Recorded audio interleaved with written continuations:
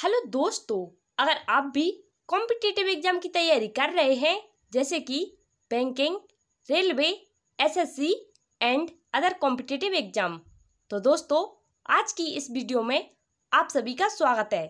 दोस्तों आज की इस वीडियो में हमारा चैप्टर है तंत्रिका तंत्र यानी कि नर्वस सिस्टम। दोस्तों तो वीडियो को बिल्कुल भी स्किप मत कीजिए। आइए दोस्तों वीडियो में आगे बढ़ते हैं। दोस्तों इसमें सबसे इम्पोर्टेंट भाग आता है दिमाग या ब्रेन। तो दोस्तों सबसे पहले हम ब्रेन के बारे में जान लेते हैं। दोस्तों हमारा दिमाग होता है, वह हमारे पूरे शरीर को कंट्रोल करके रखता है। दोस्तों जैसे कि मान लीजिए दोस्तों हम कहीं जा रहे हैं और दोस्तों जैसे ही हम कहीं जाते हैं तब कभी कभी अचानक से हमारा पैर पत्थर से टकरा जाता है और दोस्तों हमारे पैर में चोट लग जाती है। तो दोस्तों हमको कैसे पता चलता है कि हमारे पैर में चोट लग गई है? जो हमारे पैर में चोट लगी है वह हमारे दिमाग तक कौन भेजने का कार्य करता है? तो दोस्तों बता दें आपको, यह कार्य न्यूरॉन्स करते हैं। दोस्तों न्यूरॉन्स क्या होते हैं इसके बारे में सबसे पहले हम जान लेते हैं। दोस्तों सबसे पहले मैं आपको बता देती हूँ कि तंत्रिका तंत्र की इकाई को न्यूरॉन कहते हैं। दोस्तों आपसे क्वेश्चन पूछा जा सकता है कि तंत्रिका तंत्र की इकाई किसे कहते हैं या तंत्रिका तंत्र की यूनिट किसे कहते हैं? तो दोस्तों आपका सही जवाब हो जाएगा न्यूरॉन। न्यूरॉन को तंत्रिका तंत्र की इकाई कहा जाता है। दोस्तों तंत्रिका तंत्र का कार्य होता है नियंत्रण एवं समन्वय करना। दोस्तों आइए अब मैं आपको अगले पेज पे न्यूरॉन का डायग्राम दिखा देती हूँ। दोस्तों हमारे शरीर में एक कोशिका पाई जाती है जिसका नाम है तंत्रिका कोशिका। तो दोस्तों ये देखिए उसका डायग्राम है। दोस्तों हमारे शरीर में न्यूरॉन का कार्य होता है चुगली करना, यानी कि दोस्तों हमारे शरीर में शरीर के अंगों में जो भी प्रक्रियाएं हो रही हैं, जैसे दोस्तों मान लीजिए अगर कहीं पर आग जल रही है तो हमारा हाथ या पैर अचानक से उस आग पर लग जाता है। तो दोस्तों जिससे कि हमारा हाथ या पैर जल जाता है, तो वह हाथ या पैर जल चुका है उसका संदेश दिमाग या माइंड तक भेजना इसका कार्य होता है। दोस्तों हमारे शरीर में जो भी घटनाएं होती हैं उनको दिमाग तक भेजने का कार्य यही न्यूरॉन्स करते हैं। आशा करती हूँ दोस्तों कि आपको यहाँ तक वीडियो समझ में आ गई होगी। आइए दोस्तों वीडियो में आगे बढ़ते हैं और दोस्तों न्यूरॉन के इन सभी भागों के बारे में जान लेते हैं। दोस्तों सबसे पहले हमारे शरीर में सूचनाओं का आदान प्रदान इस प्रकार होता है। दोस्तों सबसे पहले यह सूचना हमारे डेंड्राइट्स तक जाती है और दोस्तों डेंड्राइट्स के बाद डेंड्रॉन में भेजी जाती हैं और दोस्तों डेंड्रॉन के बाद कोशिका काय यानी कि सेल बॉडी में भेजी जाती हैं और दोस्तों सेल बॉडी के बाद जो सूचनाएं आ रही हैं वह एक्सॉन द्वारा हमारे दिमाग तक पहुंच जाती हैं। दोस्तों और आपको यह तंत्रिका का अंतिम भाग दिखाई दे रहा है, इसको नर्व एंडिंग कहा जाता है क्योंकि दोस्तों यहाँ पर एक न्यूरॉन खत्म हो जाती है। और दोस्तों ये देखिए दूसरे डायग्राम में न्यूरॉन मतलब एक न्यूरॉन खत्म हो जाती है, उसके बाद में यह न्यूरॉन दूसरी न्यूरॉन से ज्वाइंट हो जाती है, जैसा कि दोस्तों आपको डायग्राम में दिखाई दे रहा है। दोस्तों जैसे ही एक न्यूरॉन में संपूर्ण क्रियाएं समाप्त हो जाती हैं, तभी दोस्तों जैसे ही एक न्यूरॉन मतलब वह कार्य कर देती है, तब सूचनाओं का आदान प्रदान दूसरी न्यूरॉन में होने लगता है। तो दोस्तों एक न्यूरॉन दूसरी न्यूरॉन से ज्वाइंट हो जाती है, जैसा कि डायग्राम में दिखाई दे रहा है। दोस्तों एक न्यूरॉन का दूसरे न्यूरॉन से जुड़ने की प्रक्रिया को क्या कहते हैं? तो दोस्तों इसका सही जवाब हो जाएगा सिनेप्स। दोस्तों जैसे ही एक न्यूरॉन दूसरी न्यूरॉन से जुड़ती है तो इस प्रक्रिया को हम सिनेप्स कहते हैं। दोस्तों आइए अब हम इनके बारे में इम्पोर्टेंट फैक्ट्स जान लेते हैं। दोस्तों हमारा पहला पॉइंट है न्यूरॉन तंत्रिका तंत्र की संरचनात्मक तथा कार्यात्मक इकाई है। और दोस्तों दो न्यूरॉन के जुड़ने का स्थान क्या कहलाता है? दोस्तों इसका सही जवाब हो जाएगा सिनेप्स। दोस्तों दो न्यूरॉन के जुड़ने का स्थान को हम सिनेप्स कहते हैं। और दोस्तों जब दो न्यूरॉन के मध्य दूरी होती है तब एक न्यूरॉन से दूसरे न्यूरॉन तक सूचनाओं का संचरण न्यूरोट्रांसमीटर द्वारा होता है। दोस्तों जैसे ही एक न्यूरॉन से दूसरे न्यूरॉन तक सूचनाओं का संचरण होता है तो उसको हम न्यूरोट्रांसमीटर कहते हैं। आइए दोस्तों चौथे पॉइंट के बारे में जान लेते हैं। तंत्रिका कोशिका यानी कि न्यूरॉन की दुर्मिकाएं यानी कि डेंड्राइट्स उद्दीपन को ग्रहण करते हैं। और दोस्तों पॉइंट नंबर 5 है न्यूरॉन का लंबा भाग एक्सॉन कहलाता है, जैसा कि हमने पहले ही डायग्राम में देख लिया है। तंत्रिका तंत्र के बारे में डिटेल्स में दोस्तों तंत्रिका तंत्र को 3 भागों में बांटा गया है। नंबर 1 केंद्रीय तंत्रिका तंत्र और नंबर 2 परिधीय तंत्रिका तंत्र और नंबर 3 पे आएगा दोस्तों स्वायत्त तंत्रिका तंत्र। दोस्तों आइए सबसे पहले हम केंद्रीय तंत्रिका तंत्र के बारे में जान लेते हैं। दोस्तों केंद्रीय तंत्रिका तंत्र को 2 भागों में बांटा गया है। नंबर 1 मस्तिष्क ब्रेन और नंबर 2 मेरुरज्जु यानी कि स्पाइनल कॉर्ड। सबसे पहले आइए दोस्तों हम मस्तिष्क के बारे में जान लेते हैं। मस्तिष्क या ब्रेन। दोस्तों मस्तिष्क एक जटिल अंग है तथा मानव शरीर का सबसे विकसित अंग है। यह खोपड़ी में क्रेनियम नामक विकसित बॉक्स में सुरक्षित रहता है। दोस्तों मस्तिष्क का वजन 400 ग्राम तक हो सकता है और दोस्तों यह 3 आवरणों से मिलकर बना होता है। दोस्तों मस्तिष्क का वजन 400 ग्राम तक हो सकता है और यह 3 आवरणों से घिरा होता है। आइए दोस्तों इन तीनों आवरणों के बारे में हम जान लेते हैं। दोस्तों हमारा मस्तिष्क इन तीनों आवरणों से घिरा होता है। Number 1 dura mater, number 2 arachnoid, number 3 pia matter. दोस्तों इन आवरणों के मध्य एक क्षारीय द्रव्य यानी कि सेरेब्रोस्पाइनल पाया जाता है। यह द्रव मस्तिष्क को बाहरी धक्कों या झटकों से बचाता है। दोस्तों जैसा कि आपको डायग्राम में दिखाई दे रहा है, दोस्तों सबसे ऊपरी भाग आपको दिखाई दे रहा है, यह भाग हमारे मस्तिष्क का है। दोस्तों हमारे मस्तिष्क की ऊपरी स्किन है जिस पर यह बाल उग रहे हैं। दोस्तों यह हमारी स्किन का ऊपरी भाग होता है। दोस्तों जैसे ही हम इस स्किन को हटाएंगे तो हमारी स्किन के नीचे एक क्रेनियम नामक हड्डी पाई जाती है और दोस्तों जैसे ही हम क्रेनियम नामक हड्डी को हटाते हैं तो हमारे मस्तिष्क का भाग शुरू हो जाता है और दोस्तों मस्तिष्क की ये तीनों परत आ जाती हैं। Number 1 dura matter. दोस्तों नंबर 1 पे आ जाती है ड्यूरा मैटर और दूसरे नंबर पे आती है ओरेक्नॉइड और नंबर 3 पे आती है पाया मैटर। दोस्तों और इन परतों के बीच में ये आपको द्रव भरा दिखाई दे रहा है, इसको सेरेब्रोस्पाइनल कहा जाता है। दोस्तों यह हमारे मस्तिष्क को बाहरी धक्कों या झटकों से बचाता है। आशा करती हूँ दोस्तों कि आपको यहाँ तक वीडियो पसंद आई होगी।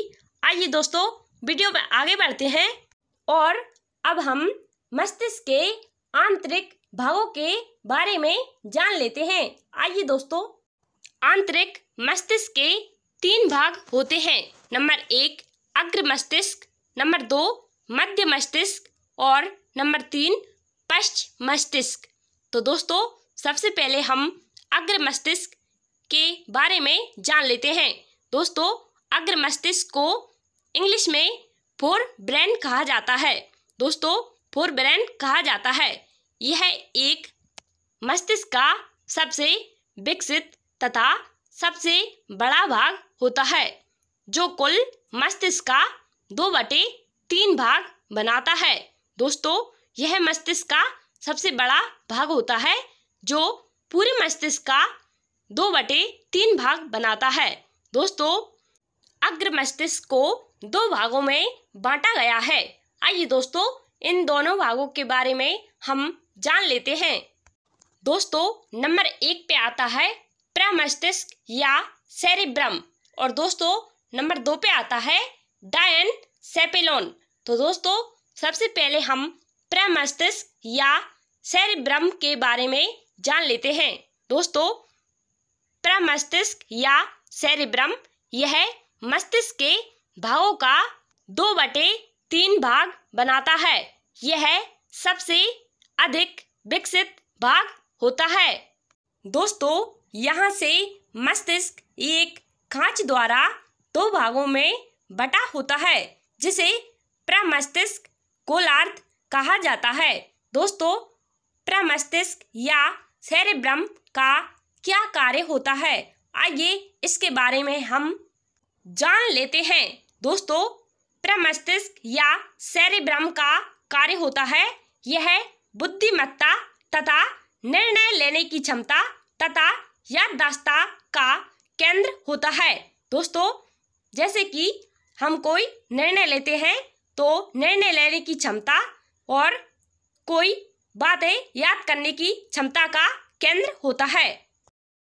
दोस्तों आइए अब हम पॉइंट नंबर 2 के बारे में जान लेते हैं। दोस्तों हमारा पॉइंट नंबर 2 है डायनसेफेलॉन। दोस्तों डायनसेफेलॉन यह थैलेमस तथा हाइपोथैलेमस 2 भागों से मिलकर बना होता है। दोस्तों सबसे पहले हम हाइपोथैलेमस के बारे में जान लेते हैं। दोस्तों इसके द्वारा भावनाएं, भूख तथा प्यास और तापमान का संतुलन होता है। दोस्तों जैसे कि किस प्रकार की भावनाएं आ रही हैं उनका निर्णय लेना और उनकी पूर्ति करना। और दोस्तों जैसे कि हमको भूख या प्यास लगती है तो उसका निर्णय लेना और उसको कंट्रोल करना। और दोस्तों इसका कार्य तापमान का संतुलन करना भी होता है। और दोस्तों आइए अब हम थैलेमस के बारे में जान लेते हैं। दोस्तों थैलेमस यह ठंडे तथा गर्म का एहसास कराता है। आशा करती हूँ दोस्तों कि आपको पॉइंट नंबर 2 भी समझ में आ गया होगा। आइए दोस्तों अब हम मस्तिष्क के आंतरिक भाग के पॉइंट नंबर 2 के बारे में जान लेते हैं। दोस्तों हमारा पॉइंट नंबर 2 है मध्य मस्तिष्क या मिड ब्रेन। दोस्तों मध्य मस्तिष्क के 2 भाग होते हैं। नंबर 1 सेरिब्रम पेंडिकल और कॉर्पोरा क्वाड्रिजेमिना नामक 2 भागों से मिलकर बना होता है। दोस्तों मध्य मस्तिष्क मस्तिष्क का सबसे छोटा भाग होता है। दोस्तों मध्य मस्तिष्क ही दृश्य तथा श्रवण का केंद्र होता है, मतलब देखने तथा सुनने का केंद्र होता है। दोस्तों मध्य मस्तिष्क हमारे मस्तिष्क का सबसे छोटा भाग होता है। आशा करती हूँ दोस्तों कि आपको मध्य मस्तिष्क भी समझ में आ गया होगा। आइए दोस्तों अब हम पश्च मस्तिष्क के बारे में जान लेते हैं। दोस्तों पश्च मस्तिष्क मस्तिष्क का सबसे अंतिम भाग होता है। यह निम्न भागों से मिलकर बना होता है। दोस्तों नंबर 1 सेरेबेलम या अनुमस्तिष्क। दोस्तों अनुमस्तिष्क यह मस्तिष्क का दूसरा बड़ा भाग होता है। यह शरीर का संतुलन तथा गति को सही बनाता है। और दोस्तों पॉइंट नंबर 2 आता है पोन्स बैरोली। पोन्स बैरोली यह सेरेबेलम तथा मेड्यूला के मध्य में होता है तथा शरीर की मांसपेशियों की गति का संतुलन करता है। और नंबर 3 पे आता है दोस्तों मेडुला ऑब्लांगेटा। मेडुला ऑब्लांगेटा यह मस्तिष्क का सबसे अंतिम भाग होता है। दोस्तों इस भाग के कुछ महत्वपूर्ण केंद्र होते हैं। नंबर 1 हृदय केंद्र और श्वसन केंद्र और प्रतिवर्ती क्रिया केंद्र। दोस्तों इसकी यह भाग या केंद्र होते हैं। दोस्तों अभी तक हमने यह सभी जानकारी जानी जो कि मस्तिष्क के बारे में थी। दोस्तों आइए अब हम पॉइंट नंबर 2 के बारे में जान लेते हैं। दोस्तों हमारा पॉइंट नंबर 2 है मेरुरज्जु। आइए दोस्तों हम मेरुरज्जु या स्पाइनल कॉर्ड के बारे में जान लेते हैं। दोस्तों मेरुरज्जु मस्तिष्क के अंतिम भाग मेड्यूला ऑब्लांगेटा से महारंध्र यानी कि फोरामेन मैग्नम नामक छिद्र से निकलती है।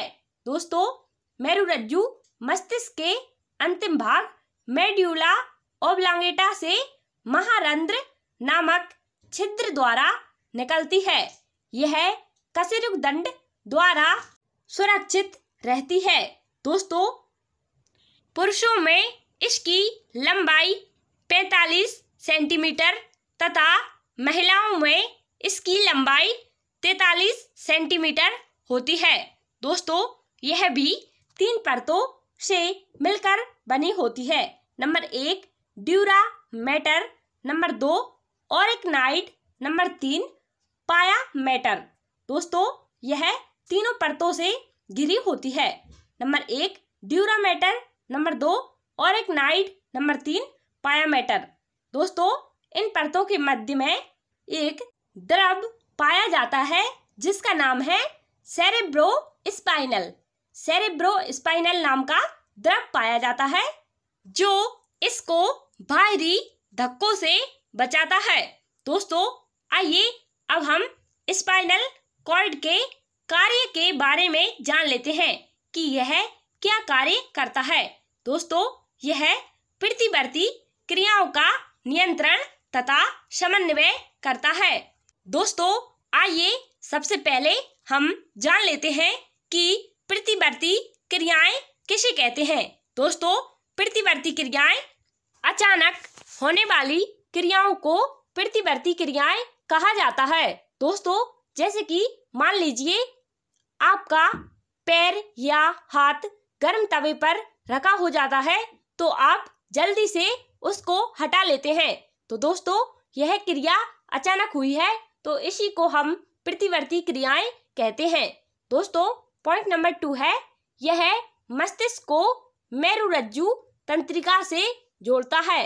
दोस्तों पर्दीय तंत्रिका तंत्र के 2 भाग होते हैं।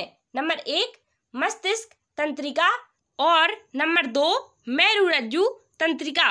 दोस्तों पर्दीय तंत्रिका तंत्र के 2 भाग होते हैं। नंबर 1 मस्तिष्क तंत्रिका या क्राइनियल नर्व, नंबर 2 मेरुरज्जु तंत्रिका यानी कि स्पाइनल नर्व। दोस्तों सबसे पहले हम मस्तिष्क तंत्रिका के बारे में जान लेते हैं। दोस्तों मस्तिष्क तंत्रिका वे तंत्रिकाएं होती हैं जो मस्तिष्क से निकलती हैं, उन्हें मस्तिष्क तंत्रिका कहा जाता है। दोस्तों इनकी संख्या 12 जोड़ी होती है। आशा करती हूँ दोस्तों कि आपको मस्तिष्क तंत्रिका समझ में आ गया होगा। आइए दोस्तों पॉइंट नंबर 2 के बारे में जान लेते हैं मेरुरज्जु तंत्रिका। दोस्तों मेरुरज्जु तंत्रिका या स्पाइनल नर्व। वे तंत्रिकाएं जो मेरुरज्जु से निकलती हैं उन्हें मेरुरज्जु तंत्रिका कहा जाता है। दोस्तों, इनकी संख्या 31 जोड़ी होती है। दोस्तों, आशा करती हूँ कि आपको मेरुरज्जु तंत्रिका या स्पाइनल नर्व भी समझ में आ गई होगी। आइए दोस्तों, अब हम हमारे पॉइंट नंबर 3 के बारे में जान लेते हैं। और दोस्तों, अब हमारा आता है स्वायत्त तंत्रिका तंत्र। दोस्तों, स्वायत्त तंत्रिका तंत्र, इसको इंग्लिश में ऑटोनॉमिक नर्वस सिस्टम कहा जाता है और दोस्तों शॉर्ट फॉर्म में ANS कहा जाता है। दोस्तों, स्वायत्त तंत्रिका तंत्र 2 प्रकार की होते हैं। नंबर 1, अनुकंपी तंत्रिका तंत्र। दोस्तों, अनुकंपी तंत्रिका तंत्र यह डर की स्थिति में कार्य करता है। दोस्तों, जैसे कि अचानक से किसी बात का डर पैदा हो जाना और दोस्तों धड़कन का बढ़ना, BP का बढ़ना और श्वास दर में वृद्धि होती है। दोस्तों, यह डर की स्थिति में कार्य करता है और दोस्तों डर की स्थिति में रोंगटे खड़े हो जाते हैं। दोस्तों, और मुख में लार की मात्रा घटती है और दोस्तों बहुत अधिक प्यास लगती है और दोस्तों मूत्राशय की दीवारों का फैलना। दोस्तों, बार बार मूत्र त्यागने की इच्छा होती है। आशा करती हूँ दोस्तों कि आपको अनुकंपी तंत्रिका तंत्र भी समझ में आ गया होगा। आइए दोस्तों, अब हम इसी के पॉइंट नंबर 2 के बारे में जान लेते हैं। दोस्तों, स्वायत्त तंत्रिका तंत्र 2 प्रकार का होता है। नंबर 1, अनुकंपी तंत्रिका तंत्र और नंबर 2, परानुकंपी तंत्रिका तंत्र। तो दोस्तों, आइए अब हम परानुकंपी तंत्रिका तंत्र के बारे में जान लेते हैं, समझ लेते हैं। दोस्तों, परानुकंपी अनुकंपी का अपोजिट होता है। दोस्तों, परानुकंपी तंत्रिका तंत्र धड़कन, BP और श्वास दर को सामान्य करता है और दोस्तों मुख में लार की मात्रा को बढ़ाता है और दोस्तों मूत्राशय की दीवारों को सामान्य बनाता है। दोस्तों, यहाँ पर हमारा तंत्रिका तंत्र चैप्टर खत्म हुआ। आशा करती हूँ दोस्तों कि आपको वीडियो पसंद आई होगी। अगर वीडियो थोड़ी सी भी हेल्पफुल लगी हो तो वीडियो को लाइक करके चैनल को सब्सक्राइब जरूर कर लीजिए, क्योंकि दोस्तों सब्सक्राइब करना बिल्कुल फ्री होता है। वीडियो देखने के लिए आपका बहुत बहुत धन्यवाद। Thanks for watching. Thank you.